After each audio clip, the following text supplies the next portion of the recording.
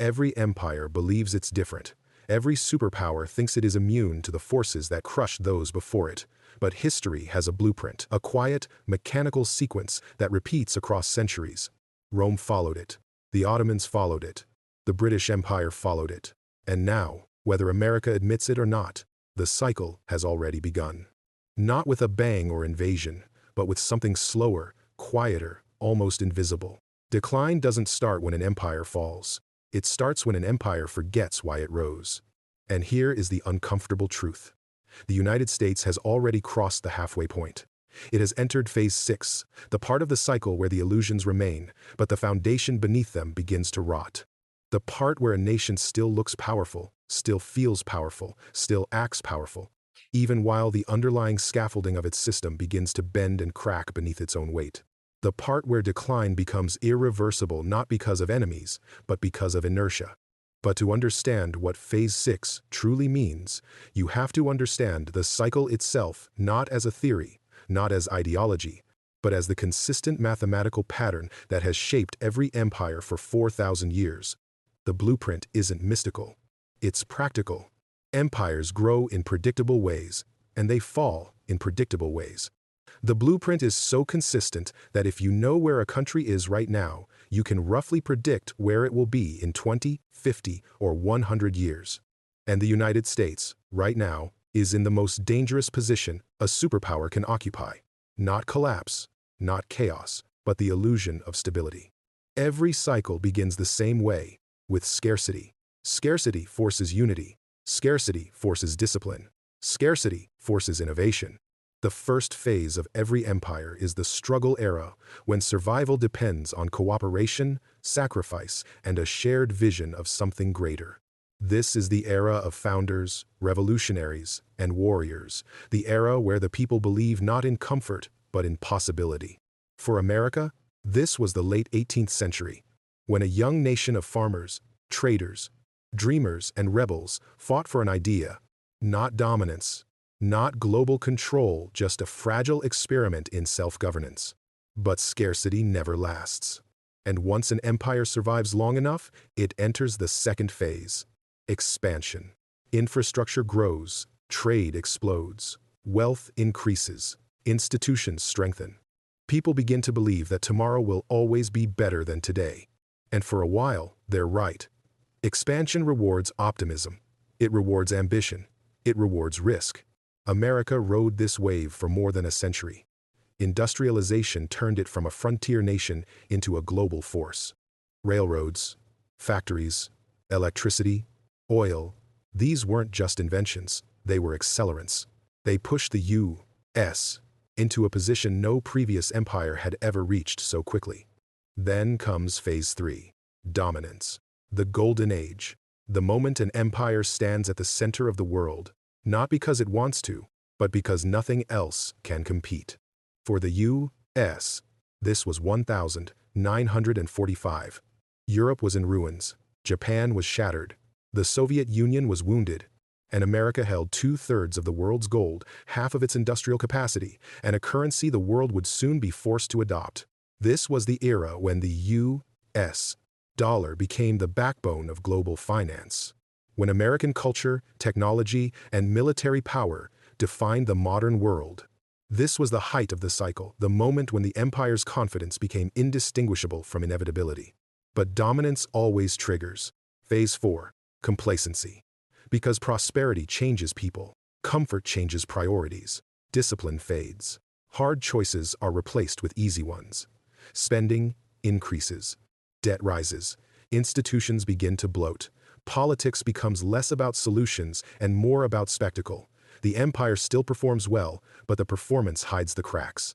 The decline begins not with war or invasion, but with self-satisfaction, the belief that the golden age will last forever. Then comes phase 5, division. Wealth gaps widen, trust erodes, political factions harden. Each side begins to view the other not as an opponent, but as an existential threat. Institutions that once held the empire together become weapons in political warfare. Culture fragments. Identity becomes more important than unity. For America, Phase 5 has lasted decades, from the culture wars to the financial crisis, to the rise of political polarization so intense that even basic governance becomes difficult. Phase 5 is the point where the seeds of collapse are planted, not because the empire is weak, but because it is fighting itself. And finally, the empire crosses a threshold, a point so small, so quiet, that most people don't notice it until decades later. This threshold is the beginning of Phase 6, the decline of legitimacy. Not collapse, not destruction, but the loss of the one ingredient every empire depends on more than armies, more than money, more than territory: trust. Empires don't fall when they run out of resources. They fall when they run out of faith, when people stop believing in institutions, in leaders, in fairness, in the idea that the system still works for them. This is where America now stands. All the signs are present: weakening political institutions, record levels of national debt, declining social trust, demographic stagnation, economic inequality, geopolitical overextension, and a currency whose dominance is being questioned for the first time in 80 years. Yet, on the surface, everything looks normal. The economy still grows. The military is still powerful. The technology is still world-leading. The illusion of strength remains intact, the same illusion that every empire maintained during Phase 6, right before the shift into Phase 7, crisis. But America isn't in Phase 7, not yet.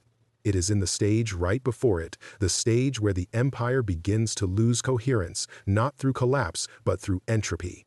This is the stage where the system becomes too complex, too indebted, too divided, too slow to adapt, and yet continues forward due to its own momentum. And this is the most dangerous stage of all, because Phase 6 is the one nobody recognizes while they're inside it. It feels like stagnation. It feels like frustration. It feels like endless political dysfunction, rising prices, declining trust, and a sense that the future is somehow slipping away. But underneath, something deeper is happening. The empire is losing its unifying narrative. Every empire has one, a story that binds the people together, that makes sacrifice meaningful and progress inevitable. Rome had the Pax Romana. Britain had the civilizing mission. America had the promise of opportunity and the dream of upward mobility. But when that story breaks, the cycle accelerates. This is the heart of the blueprint. Decline is psychological before it becomes political, and political before it becomes economic. The mind collapses first, then the institutions, then the economy, then the empire. And if you look closely at modern America, you can see all three layers shifting. The psychological decline is obvious. Hopelessness among younger generations, record levels of anxiety, a collapsing sense of national identity, and a cultural narrative that increasingly looks backwards rather than forwards. The political decline is even clearer. Government shutdowns, contested elections, legislative paralysis, extremist rhetoric, collapsing trust in Congress, the Supreme Court, and federal agencies. The economic decline moves more slowly, but its indicators are unmistakable. Unsustainable debt, rising interest payments, deindustrialization, housing crises, shrinking real wages, and an increasingly fragile financial system built on leverage rather than productivity. The U.S.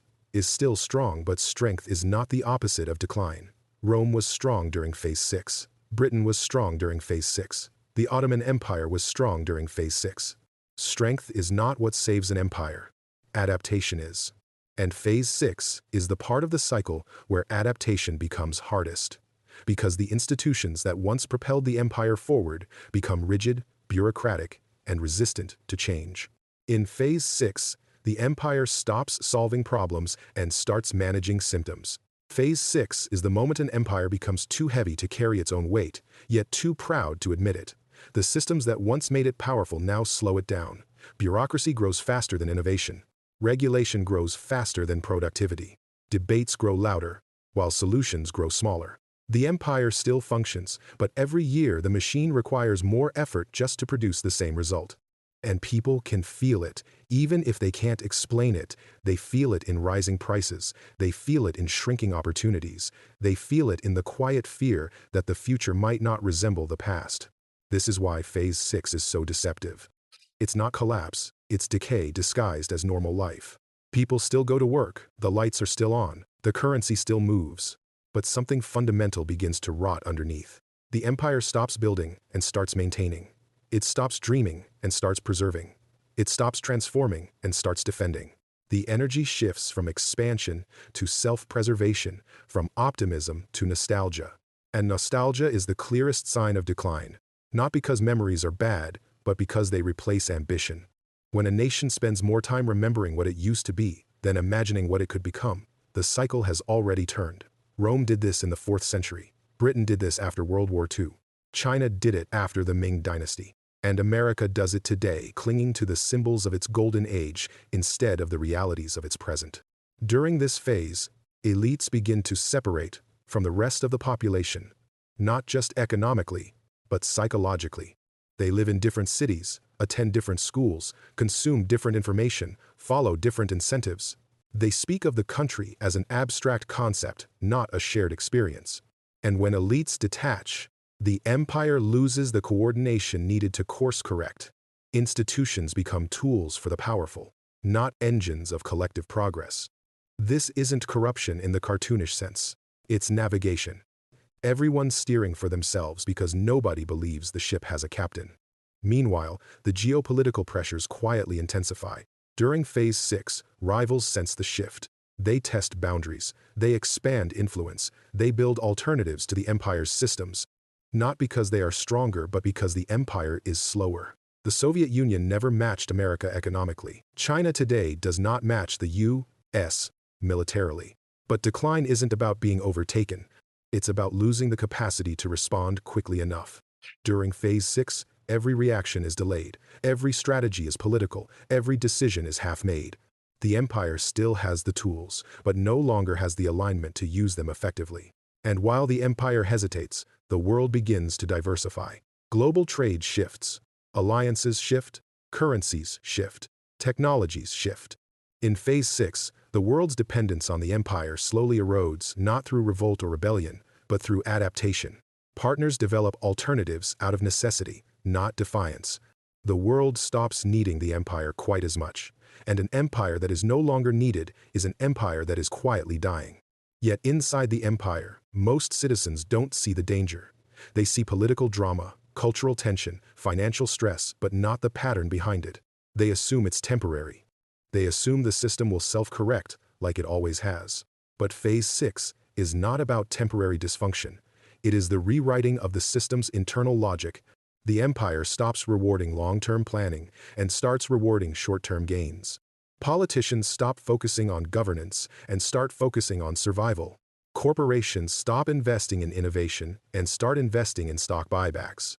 Citizens stop engaging and start retreating into individual bubbles of distraction. This is the subtle tragedy of Phase 6.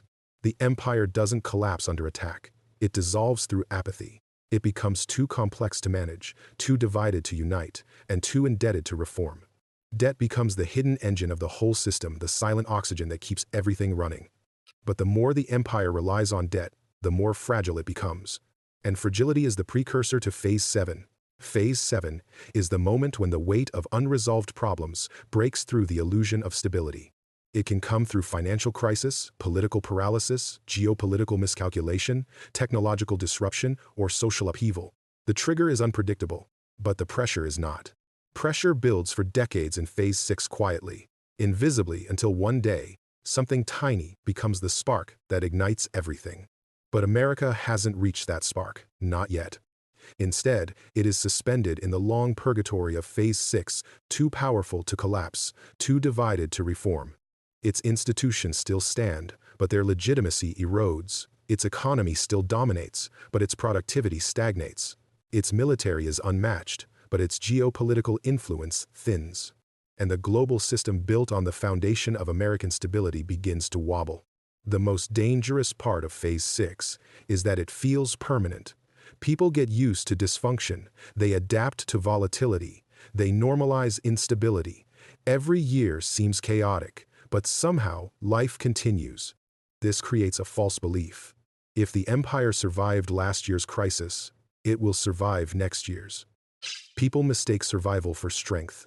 They mistake momentum for durability. They mistake delay for victory. And history shows what comes next. In every empire, without exception, Phase 6 halts progress. The empire stops moving forward. It drifts, it improvises, it endures. And the longer an empire remains in this drifting stage, the more violent Phase 7 becomes, because pressure unaddressed becomes pressure unleashed. For the United States, Phase 6 is still unfolding. The divide between perception and reality widens. Leaders speak of strength, but the numbers show fragility. Citizens speak of decline, but the infrastructure of empire still holds. The contradictions stack on top of each other like tectonic plates. And tectonic plates don't stay still forever. The blueprint is not destiny, but it is warning. No empire in history has reversed Phase 6 without confronting the underlying fractures, the debt, the decay, the division, the dysfunction. But confronting these fractures requires unity, discipline, sacrifice, and shared purpose, the very qualities that Phase 6 erodes. And this is the final irony. The only force that can break the cycle is the one force that disappears during decline cohesion. Every empire believes it is different. Every American alive today grew up surrounded by this feeling that decline happens elsewhere, to less exceptional nations, to people with weaker institutions, weaker values, weaker visions. But decline doesn't announce itself with sirens. It doesn't start with a headline that says, "Collapse begins today." Instead, it creeps in through 100 small cracks, debts that never get paid down, political opponents who become enemies, institutions that rot so slowly the rot looks like normal wear.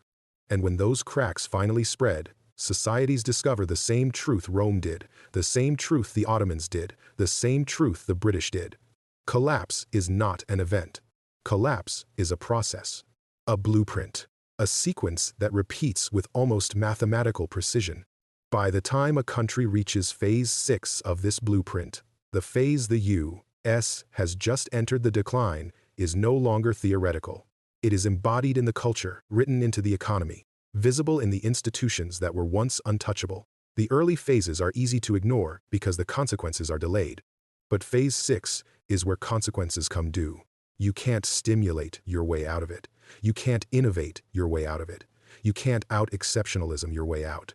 Once a society enters this stage, the only way out is through, and history shows that through is never painless. One of the defining markers of this phase is public disillusionment. People stop believing the system works for them. It doesn't matter whether the economy grows on paper if living costs rise faster than wages. It doesn't matter whether the stock market hits record highs if the average person can't afford a home, healthcare, or even basic stability. The numbers the elites celebrate become irrelevant to the realities ordinary people experience. And when that gap becomes too wide, the narrative breaks. People begin to ask the kinds of questions that were once unthinkable. Is the system rigged? Is the government lying to me? Is this decline reversible? What makes Phase 6 dangerous is that these questions don't stay abstract.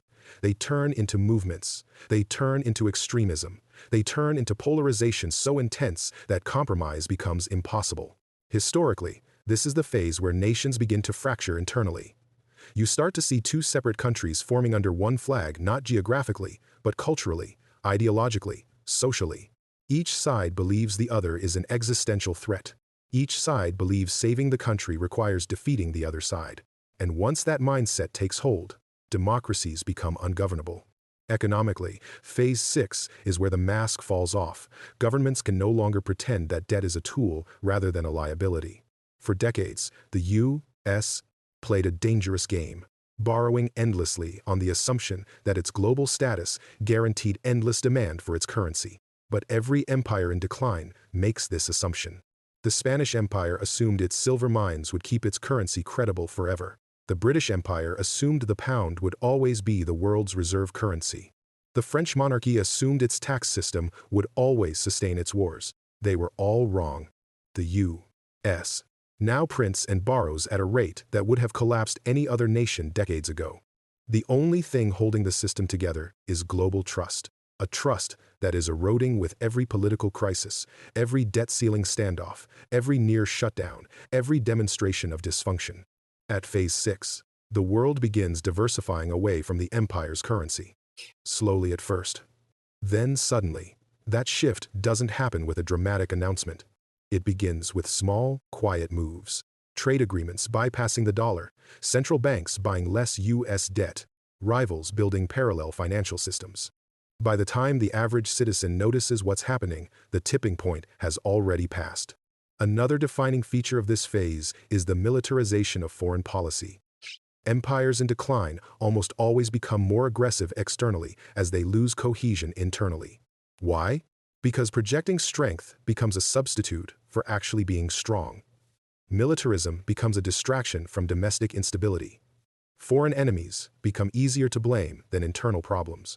And politicians, desperate to appear decisive, use international conflict as a tool to maintain legitimacy. We've seen this pattern in late-stage Rome, in late Ottoman politics, in the British Empire's desperate final decades. And we're seeing it now as the U.S. stretches itself across more geopolitical fronts than at any other point since World War II. But maybe the most dangerous part of Phase 6 is the psychological shift. People begin to feel the decline. They internalize it. They change their behavior. They stop planning long-term. They stop believing their institutions will protect them. They become cynical, distrustful, angry.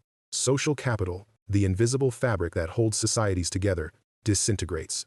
You can measure this in small ways. Fewer friendships across political lines, falling trust in media, declining faith in elections, collapsing confidence in Congress, courts, universities, corporations. But these small indicators add up to something much larger: the erosion of the collective belief needed to sustain a nation. And here's what history makes brutally clear. Once people stop believing in the system cannot be saved by policy alone. You can't fix societal trust with interest rate cuts.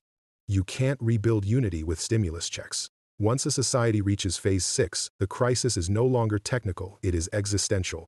This is also the stage where elites begin to pull away from the general population. In every empire's Phase 6, wealth becomes unbelievably concentrated. Not because the elite are exceptionally intelligent, but because the system is designed to funnel wealth upward during periods of instability. The wealthy protect themselves by buying hard assets, land, art, precious metals, private equity, while the average citizen is trapped in a collapsing currency. This divergence creates a sense of betrayal. The poor feel abandoned, the middle class feels robbed, the wealthy feel threatened. It is a perfect recipe for social unrest. At the same time, political leaders grow increasingly short-term in their decision-making. They govern for headlines, not for history. They avoid long-term reforms because long-term reforms require sacrifice, and sacrifice is unpopular in democracies plagued by polarization. The result is paralysis. The problems get bigger while the solutions get smaller. By Phase 6, the government becomes reactive rather than proactive. Instead of shaping events, it responds to them. Instead of setting the agenda, it tries to contain crises as they erupt, and crises erupt more frequently. But despite all this, Phase 6 is not the end. It feels like the end. It looks like the end. But historically, Phase 6 is the moment right before the true breaking point, a moment when the decline becomes undeniable, but the collapse has not yet happened. This is the phase where nations have one final opportunity to choose their path forward. Most fail. A few succeed. And the difference between the two outcomes comes down to one question. Can a society confront its own decline honestly, or will it cling to denial until the system breaks under its own weight?